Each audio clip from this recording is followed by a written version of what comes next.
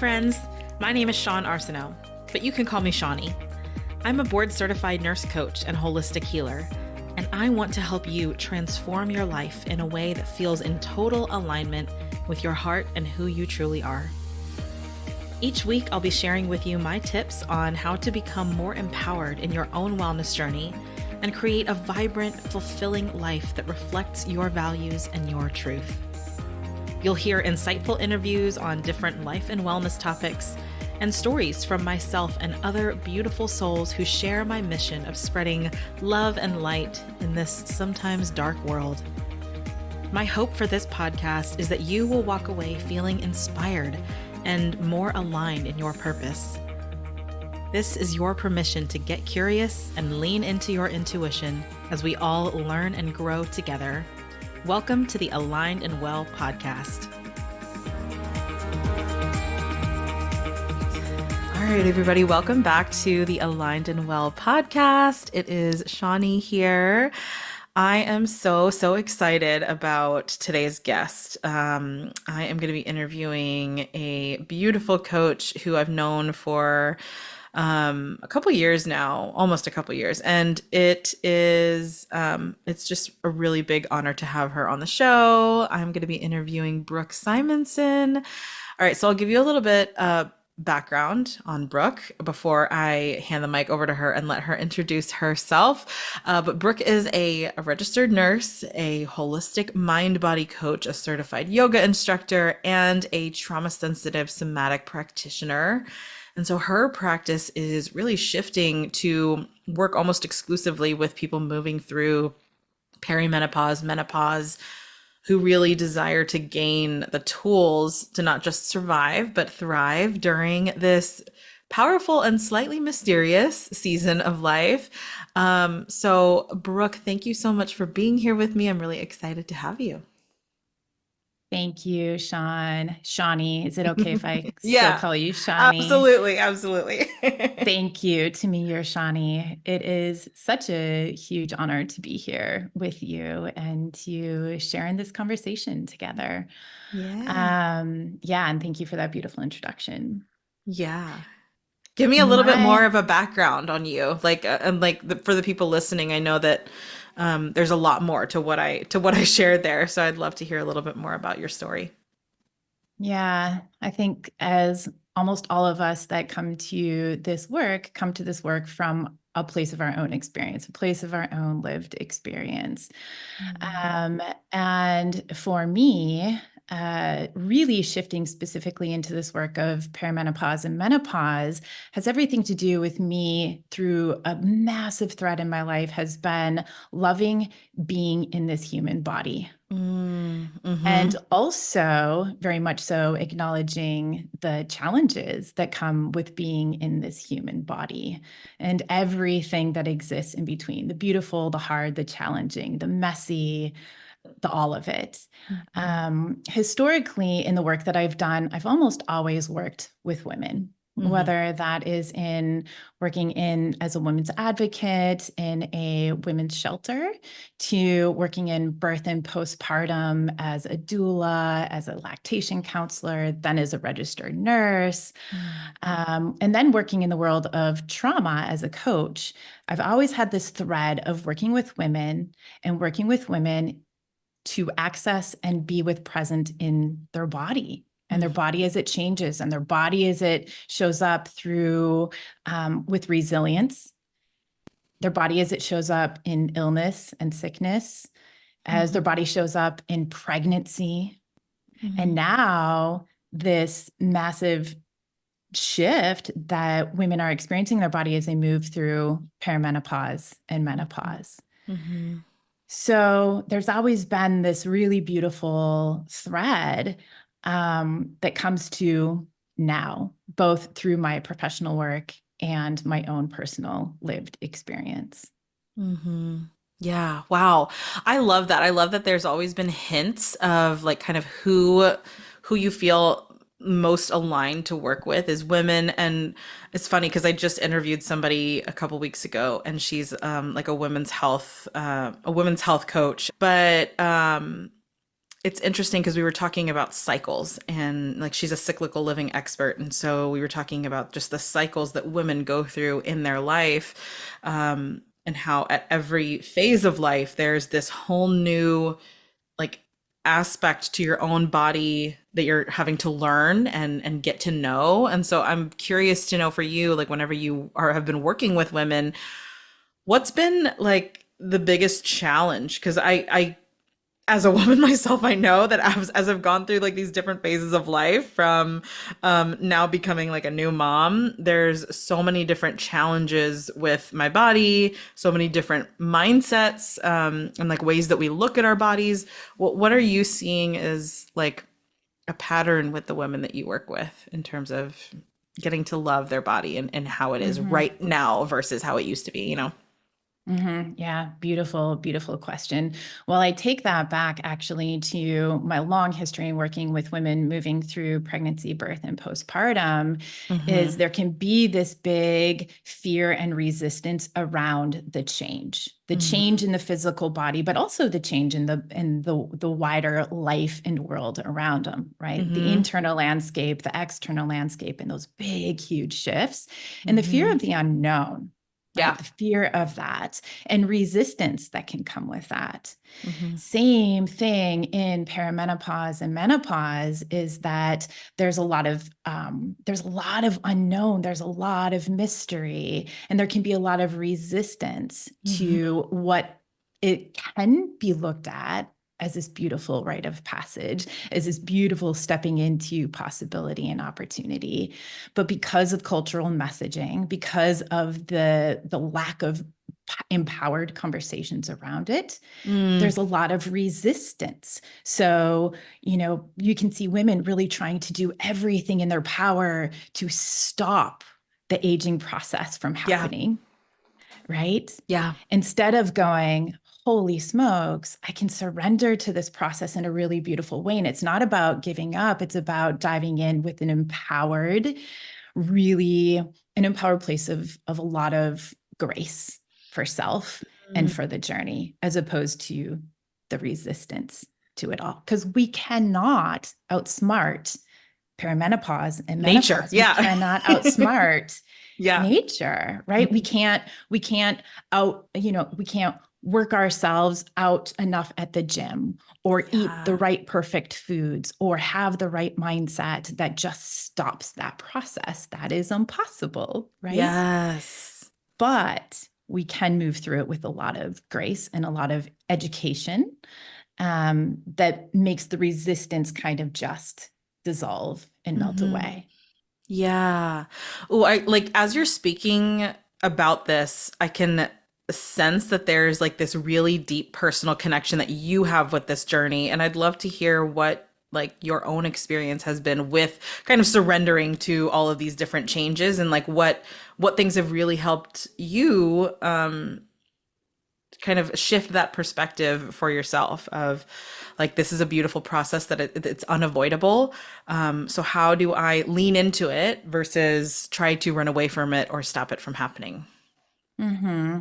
Yeah, for me in particular, and I know for a lot of women, that our relationship with our body, our relationship with food can be incredibly, incredibly complicated.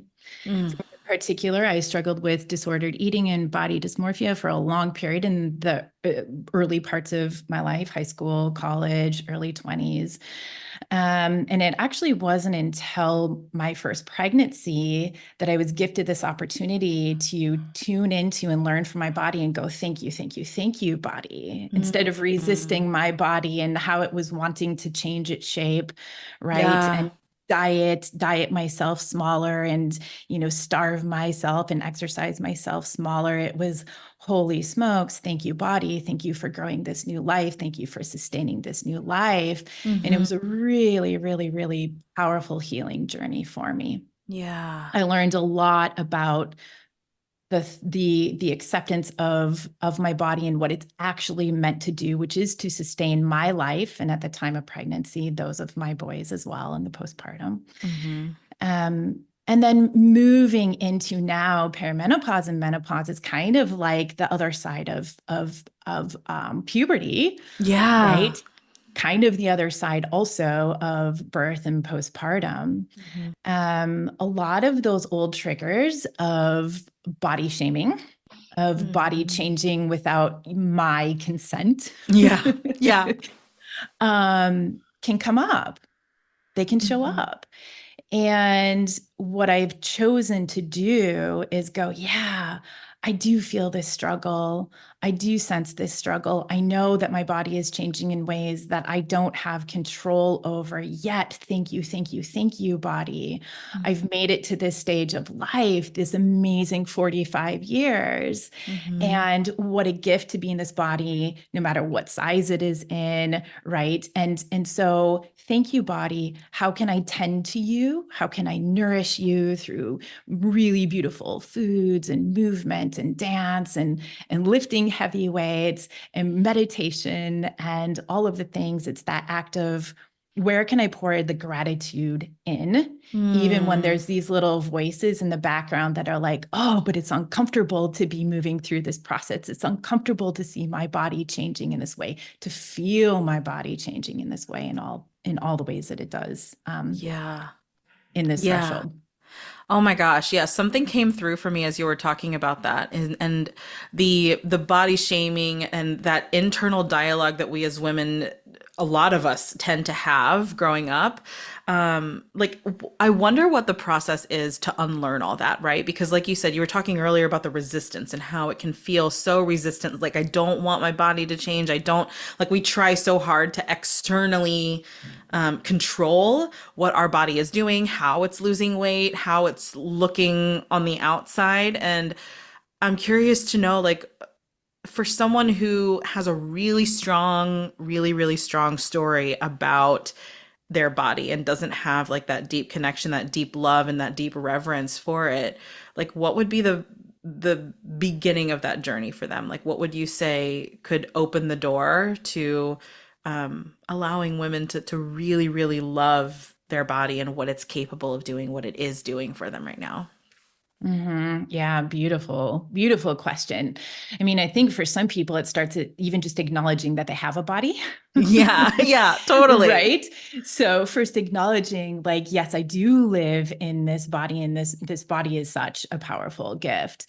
One practice that I have people do is if they're feeling, especially women that are moving through perimenopause and going like, yeah, I'm waking up and I'm full of sweat in the middle of the night, or my period's all over the place and I'm used to having this normal cycle and that feels really confusing, or like my skin looks like it's aging, all of the things, is to like literally just place their hands on their body, right? Any Mm-hmm. place that might be feeling, and that's part of the somatic practices that we do, is just place your hand on your body and offer that thank you, thank you, thank you, right? Thank Yeah. you. Thank you, heart. Thank you, hands, for the work that you do to tend, to create, to cook for our children or our families, ourselves, right? Thank you for feet that walk me to tend to my plants in the garden. Thank you, Mm-hmm. thank you, thank you. And just the little acknowledgments of, yes, I am in this body. And it allows for me to be in the experience of this life. Mm. And just that gentle acknowledgement, it can be really powerful, right? Yeah. And so there is no true magic. And we all know this, we all have our own process and how it is that we relate to our own physical bodies. But honestly, those gentle, just like holding yourself and saying, thank you. Thank you, Mm-hmm. heart. Thank you, fingers. Thank you, toes. Thank you, voice. Yeah. Thank you, Wow. eyes. Hmm. I know I can even like, so what came up for me as you were talking about that was, I used to be an oncology nurse, and I used to work in like a breast and GYN cancer center where we met a lot of women who were going through really big changes, a lot of them middle aged, a lot of them, between the ages of 40 and 50. And especially the ones who had undergone breast surgery, like that's one of the practices that I used to tell all my clients is to like look in the mirror and like touch your body and touch the parts of you that you're having anxiety about, or the parts of you that you kind of like wish were what they used to be and they're not now because of surgery or whatever, or treatment, and talk to that part of your body that's there. And I think that's just such a beautiful, it's such a simple practice, but it's also so Mhm. powerful if you allow yourself to really drop into it and like have a moment with that. Mhm. And we forget that we have access to that kind of powerful practice every single day, you know. Exactly. And it does kind of help us step a little bit beyond that place of resistance, right? Mm-hmm. That place of shame is, and it can be both. We can be in some sort of resistance and not super love it. Mm-hmm. We can be in this place of like feeling a little bit of the shame.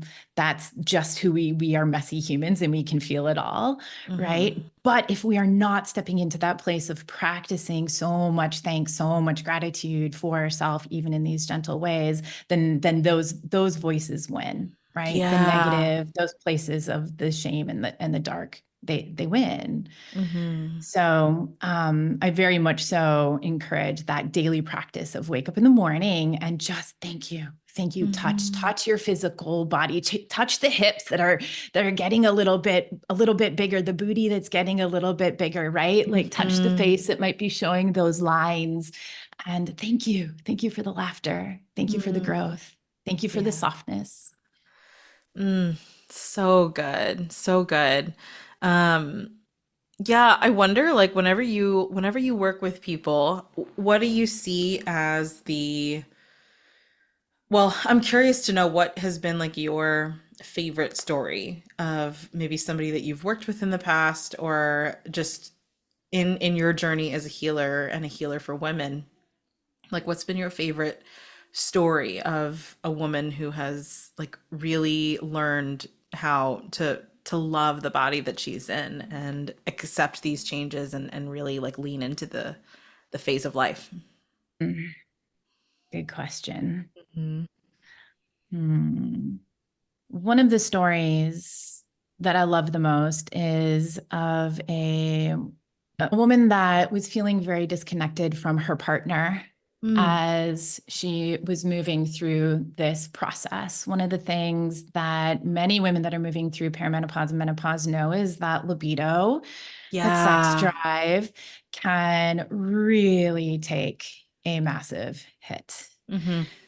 Women can feel like I just have no desire left. And it has everything to do with the cascade of hormones that are happening and the shift in hormones that is very naturally, normally happening in this process.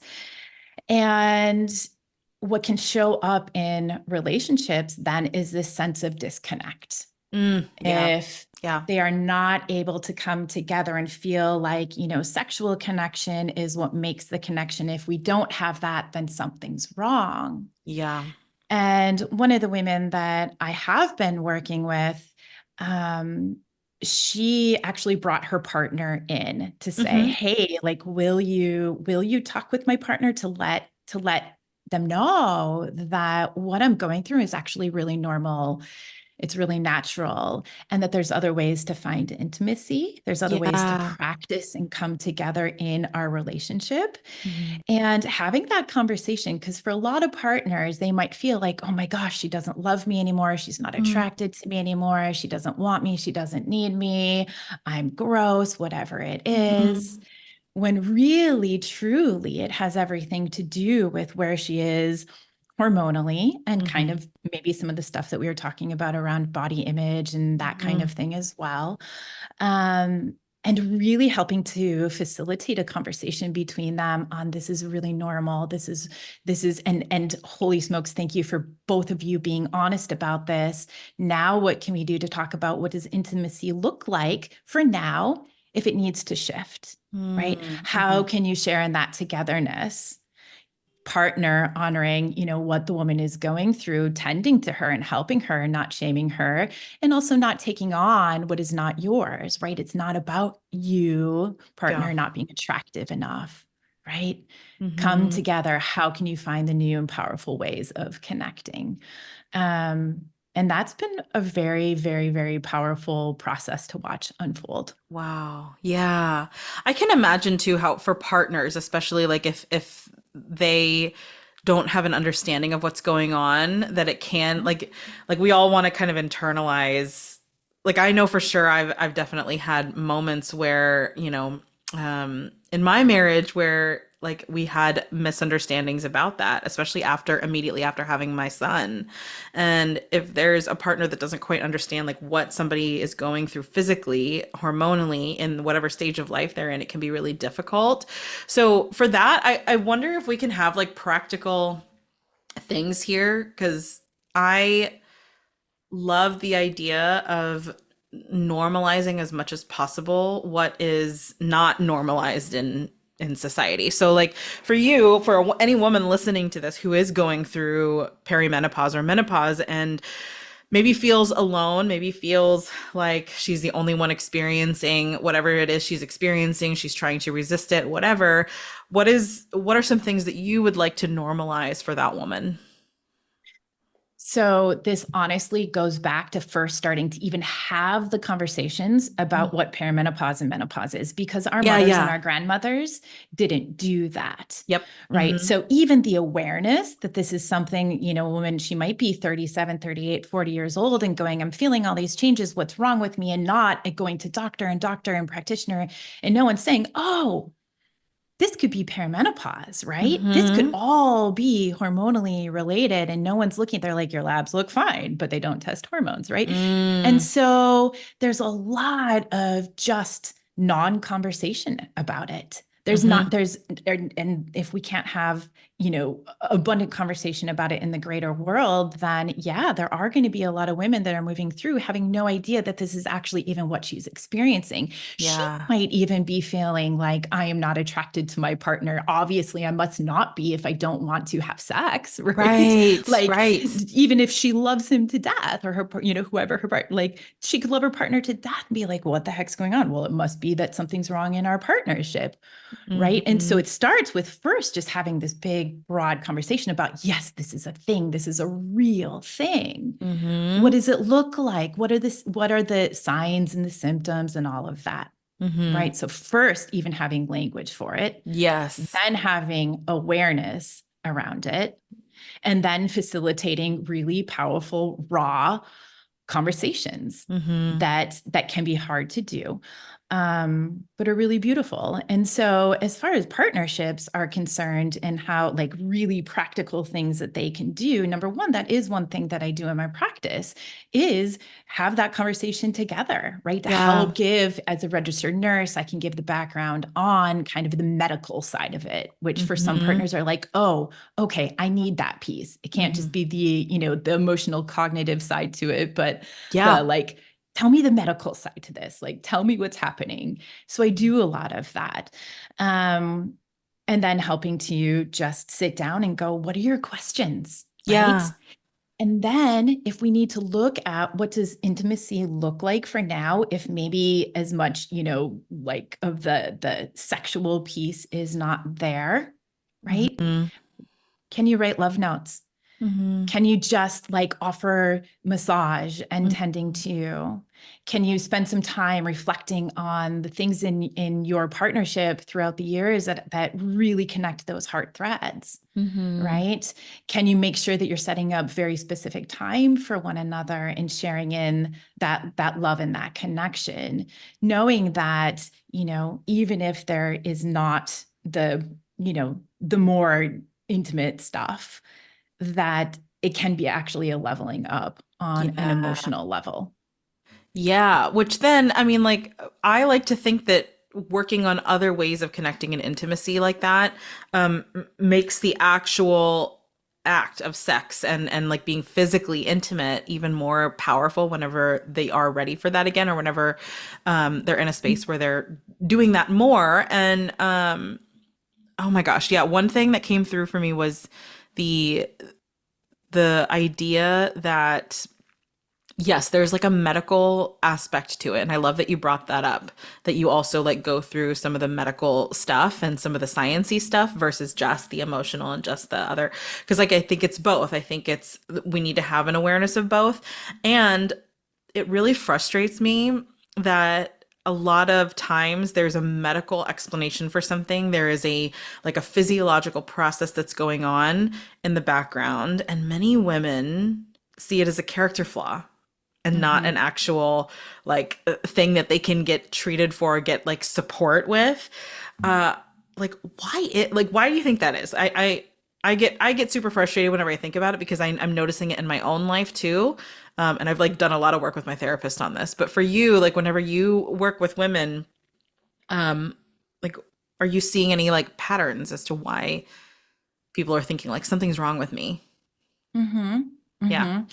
Well, again, it goes back to just not having illumination around Mm-hmm. what this process is. There just is not accurate information. There was a big study that came out. You've probably heard of it, the Women's Health Initiative that came Yeah. out right a Mm-hmm. couple decades ago, and it totally wiped out hormone replacement therapy Mm-hmm. for women moving through perimenopause and menopause, and it kind of shut down all of the conversations. There was so much fear around tending Yeah. to women on the medical side, and so it was kind of just like, no, we're not going to offer these hormone replacements because it causes cancer, which we know now it does not. All Yeah. of that has been debunked, but it shut down so much conversation and help and support from the medical side Mm-hmm. for women moving through it. And so they ended up kind of just floundering and going at it alone and Yeah. just going, okay, I'm going to make my way. And then that means that a lot of providers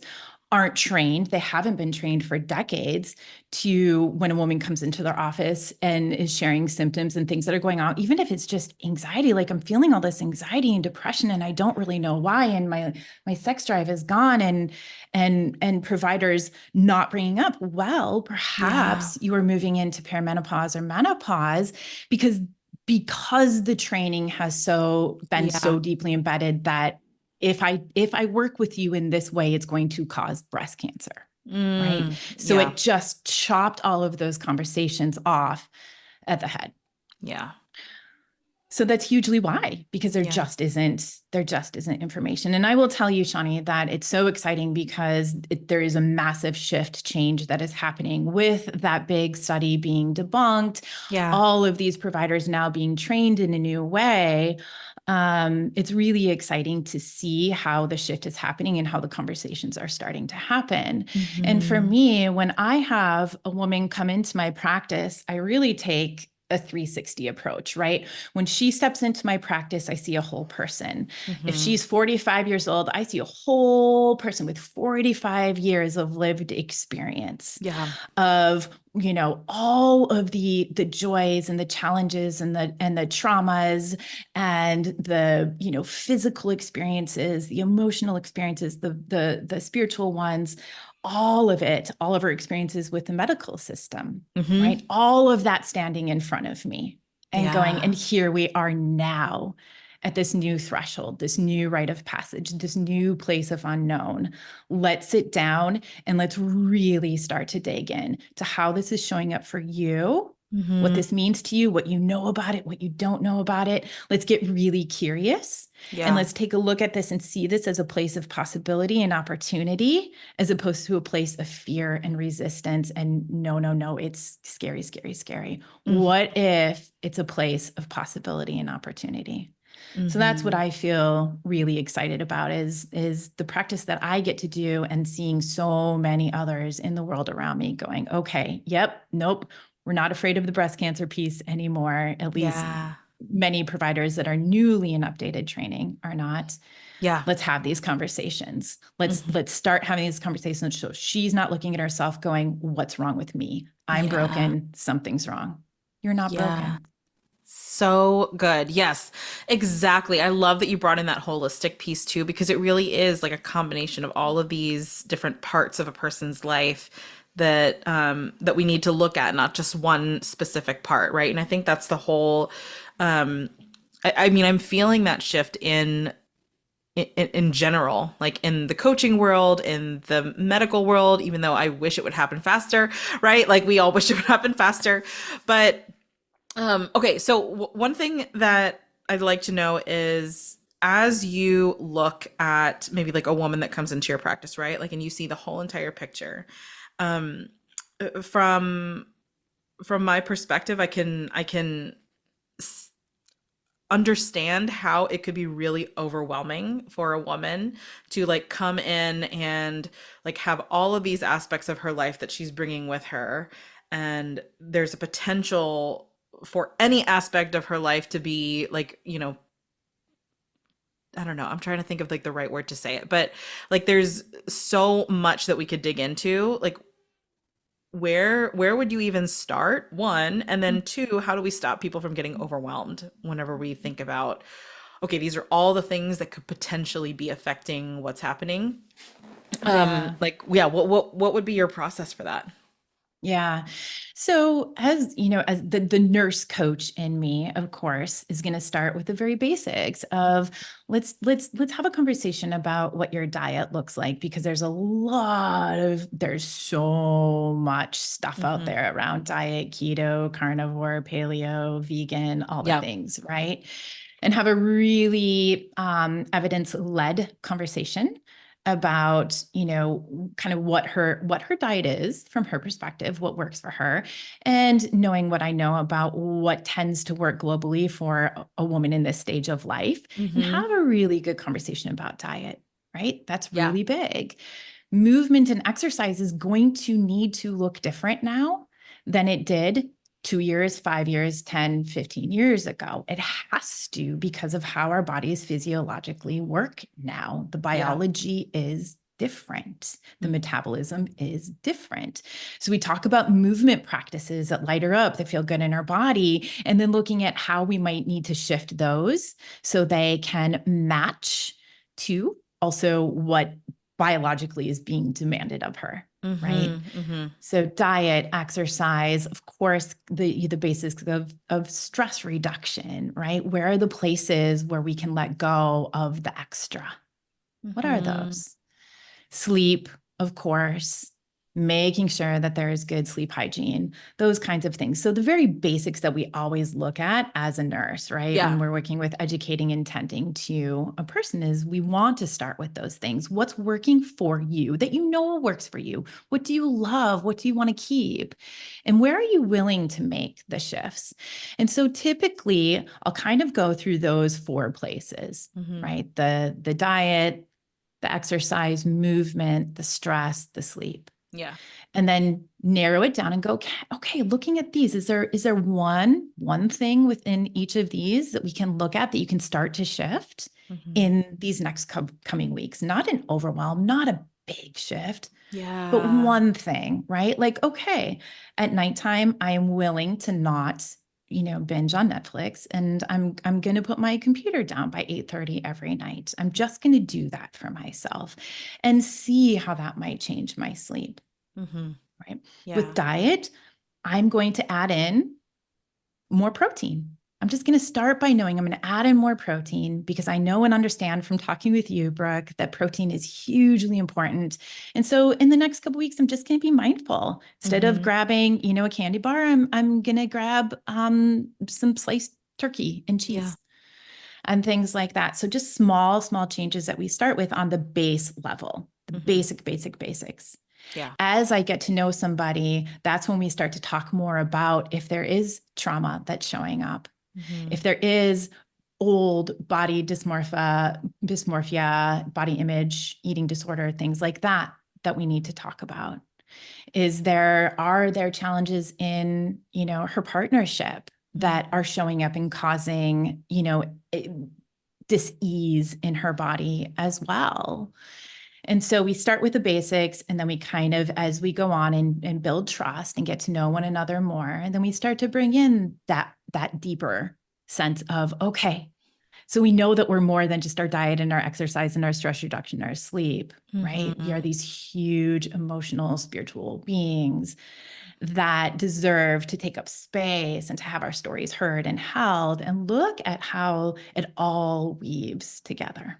Yeah, that is so beautifully said. I think it's also, from what it sounds like it's also a journey into helping women like tap more into their intuition and their Mhm. like what their bodies are actually communicating to them versus trying to control things from the external sense of like, yes, we can absolutely look at all of this other stuff like you said, diet and sleep and exercise and things like that. Those are external things that we can do to support our bodies. And what a beautiful opportunity to start to learn what actually works, like learn what your body likes, learn how, now that it's in this different stage of life, like what is a new way to move that feels really good that maybe you had never thought of before, or what's a new way of eating that you had never thought of before that your body actually really, really loves. And it's almost like kind of this experimentation of getting to relearn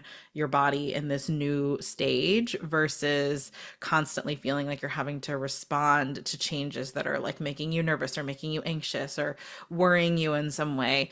It's almost like this dance between you and your body and nature, and you're having to kind of like relearn each other. It's like putting fire into a new relationship or putting fire into an old relationship, right? Exactly. And that's why I love the conversation about possibility and opportunity and Hmm. getting super curious. What if we look at this as a place where we get to be really curious? We can shed the old layers of the stuff that no longer works. Like we really can. And Yeah. that's what happens so much in this stage of life is that a lot of women are like, wow, like that sense of the things that I was doing or participating in or whatever it is, like they don't resonate in the same way. My values in some Mhm. ways have shifted, right? Maybe the kids are now Mm. grown and moving off to college, or the relationship is shifting, or how they relate to their job is shifting. And there's kind of this big reckoning and awakening that can happen that, just similar to pregnancy and postpartum, right? Is like it's so much more than just the growing the baby and the hormone shifts that are happening. They're big and they're massive and huge, but there's also this massive, wide, kind of just reckoning of life in this really powerful way that it's never going to be the same. So Mhm. how do you look at that as not just this physiological event, but this process of, stepping through and into a new version of life Yeah. as we know it? And can we do it in a really empowered way? And I think part of that empowerment, like you said, comes from tapping into the intuition. And not everybody knows even how to do that. So sometimes we start with the Yeah. basics of what even is intuition? How do I know? How do I feel that in my body? And Mhm. getting really curious. And I think one thing that I'm really good at doing in my practice is getting women really excited about it. Like, Yeah. oh, wait, I don't have to be scared. I can be excited about this process. I can be Yeah. excited about learning new and tending to myself and my life and my relationships and my job and all of this in a different way. Holy Mhm. smokes, that is really exciting. And that's what allows us to step through and beyond that place of resistance is getting Mhm. excited, feeling lit up Mm. about it. Yeah. Which is, I mean, accessible to everyone, right? Like, I think that everyone has the ability to access this place of excitement for new phases of life.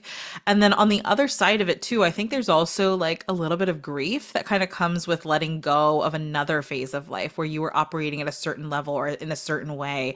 And I'm curious to know, like, how that shows up in your practice, like that Mhm. grief of I'm no longer, I no longer have the body that I had when I was 20 something. I've birthed children and now I've got like this new thing happening. Like, yeah, what is that experience like? Oh my gosh, Shawne, pretty much everyone, myself included. I will Yeah. tell you, I have shed so many tears of really beautiful grief, like really Yeah. beautiful, like sacred, sacred grief, right? Yeah. Around I am stepping into a new season of life. I will no longer have children again. And Mm. like kind of moving from this mother to crone stage, if you will. And Yeah. a lot of really beautiful sacred grief around that, and letting that be so true as well. Like that's a Mhm. really powerful part of acknowledging the process, and even Yeah. grief in and of itself, right? Not to like bypass that at all, but really also acknowledging that grief is a beautiful thing in and of itself as Hmm. well. Hmm. Right. And so being with that too, being with Yeah. that as well. And that's part of where kind of that also that placing hands on body and being like, thank you. Thank you for the shifts. Thank you for the life. Thank you for the experiences that I've had thus far, for the experiences that I'll have to come. Thank you, thank you, thank you. And then that vow to tend to self in a really powerful way through the things like diet and Hmm. exercise and, shedding what you do not need any longer, um, can Hmm. be just a part of holding both the grief, that Yeah. sacred grief, and the excitement as well, and the possibility and opportunity as well. They are Hmm. both there, big time. Yeah. Yeah, that's so beautiful. I love the idea too of having both, like holding space for both, because I think that whenever we can really lean into, yeah, there's parts of us that are going to grieve older states of being that we've been in. And if we don't allow ourselves to tend to that grief, then we kind of, stop ourselves from experiencing all of the excitement that we could have on the other Mhm, side of it, right? mhm, Um, I mean, I think that's true for any stage of life, not just perimenopause and menopause. Like I'm even going through that now as I'm, in this past year of being a new mom, like really shedding this old identity and having like experiencing this grief of this one part of my life where I didn't have to have a tiny human depending on me, and now I'm in this other, like I'm fully in motherhood now. And um I think it's just really cool to acknowledge these different stages of life, and mhm, having that love and compassion for these old identities that we are now letting go to make way for something new and exciting and part of the natural process of being a human, of being here on this earth with physical bodies. um yeah, it's such a beautiful like work of art to think about. mhm. It really is. It really is. And the holding a space and acknowledging that, because for a lot of women, it's, sitting and having a conversation like what you and I are having is the first time that anybody has sat down with them and said, yes, let's hold it Hmm. all. Let's talk about it all, everything from the body changes to the sex to the grief and the mourning Hmm. to the excitement that you may no longer have your menstrual cycle. Some Yeah. people get really excited about that, right? Like, no, Yeah. I'm excited to no longer have to worry about birth control and whatever. Yeah. And acknowledging the vast differences that we all experience in this process as well. But for so many, it's the first time anybody has sat down and had that conversation with them Hmm. in a real way. Yeah. Yeah. Yeah, it's so taboo sometimes. Like I find that like these types of conversations can like make people extremely uncomfortable. And I also think that the more we can normalize that, the more supported women will feel, because like so often I'm hearing women say that like, man, I felt really alone in my struggle with this.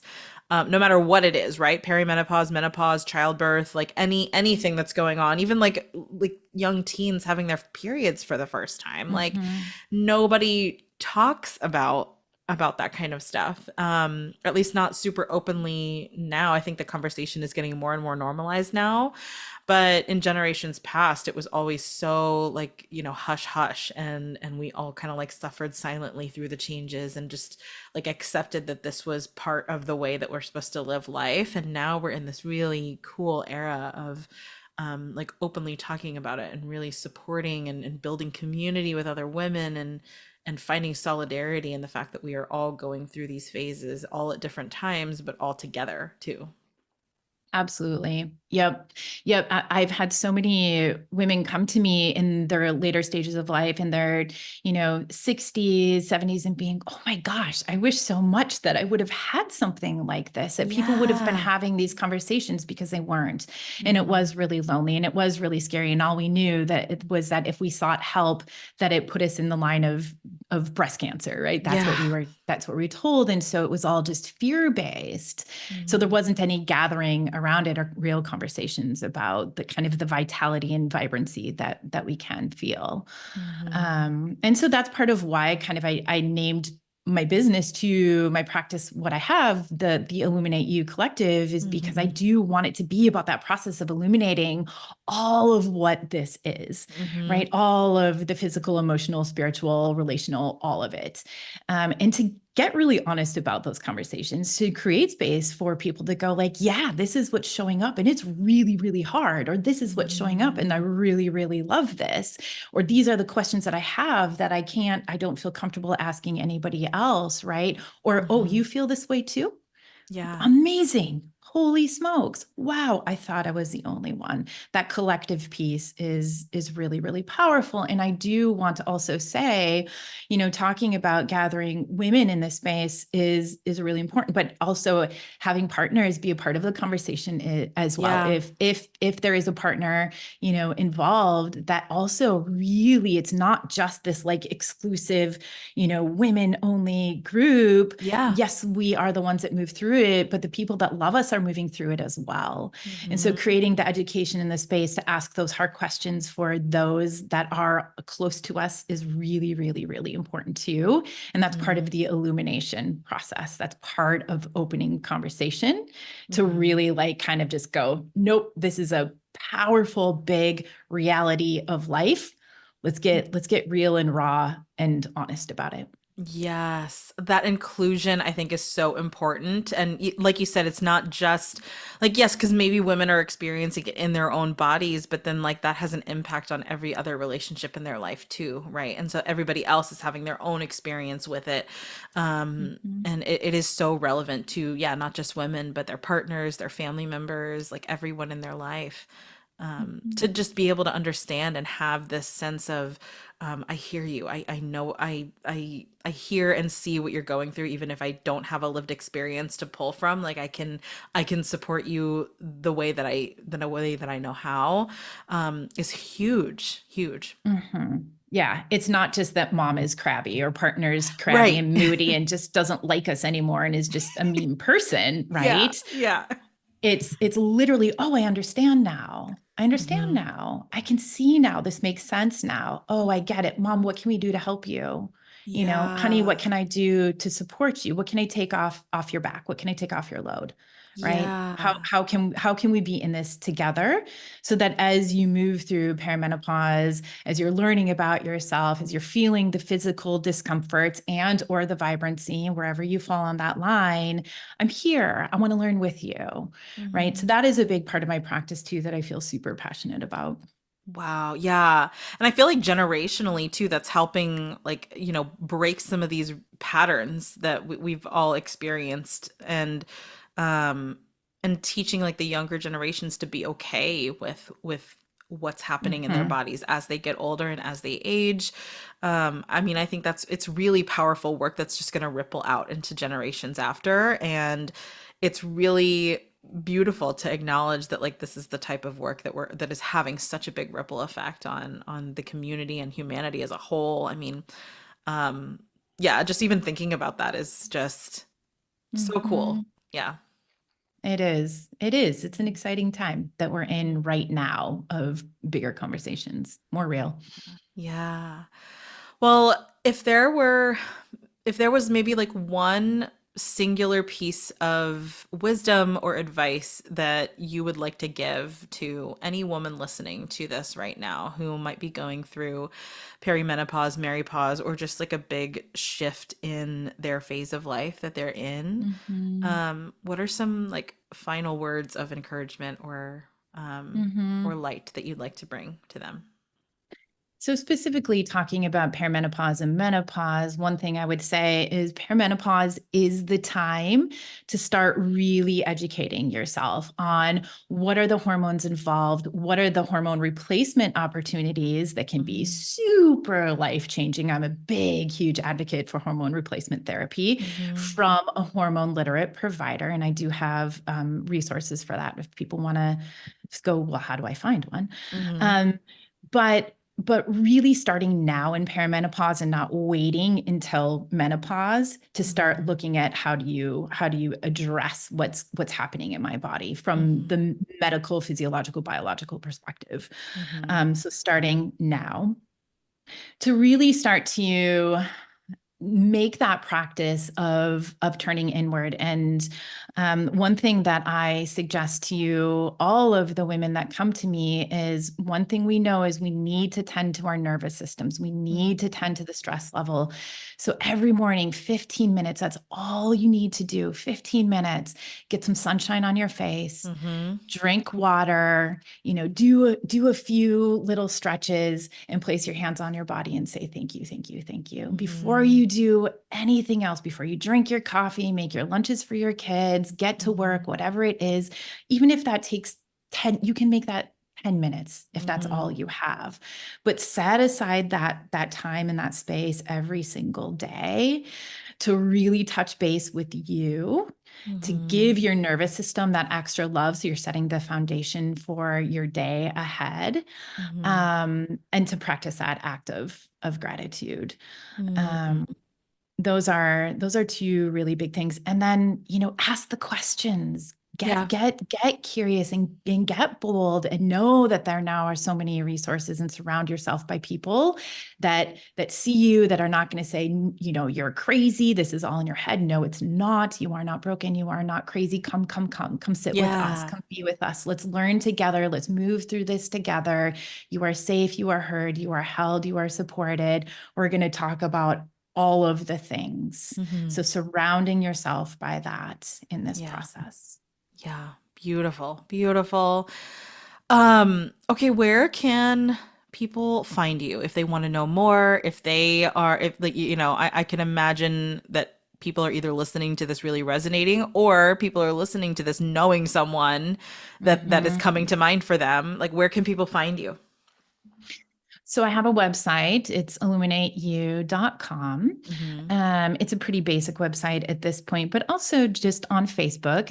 It's the Illuminate Collective, or Illuminate Collective. That's it. Yeah. On Instagram, and then Facebook is just my name, Brooke A. Simonson, on Facebook. And those are Awesome. probably the best ways to reach out. I'm planning to do some workshops over the course Yeah. of this summer, and I'm going to do some little kind of free dance, ecstatic dance movement Oh, workshops yeah. as well, and kind of learning to like let go and move out of the rigidity. And I'm super excited about those things. Mm-hmm. Um, but yeah, those are the ways to find me. Beautiful. Yeah, all of those links will be in the show notes for any of you who are listening who want to follow Brooke and see what she's up to. And I know you've got a plethora of resources for people out there. So, Mhm. so that will be in the show notes for all of you. Thank you so much, Brooke, for spending some time with me today, for having this conversation with me. I really think it's just so powerful to have you on here and talking about some of these things that maybe some people aren't super comfortable talking about. Thank you, thank you, thank you so much for having me, Shawne. And if you'd like, I do have a little free resource that I can send to you, that you Yeah, can send to your listeners as well. And it's called A Week of Cultivating Vibrancy in Perimenopause. And so it's kind of a day beautiful. by day breakdown that might be a nice little offering. Yes, yes. Send me that link, and that I'll pop that link in the show notes for all of you guys too. Thank you for that. Beautiful. That's awesome. Yeah, thank you so much. Thank All you, thank you, thank right. you.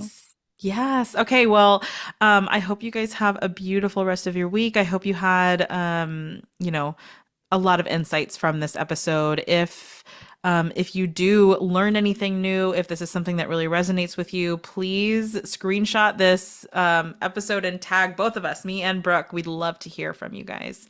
All right. See you guys next time.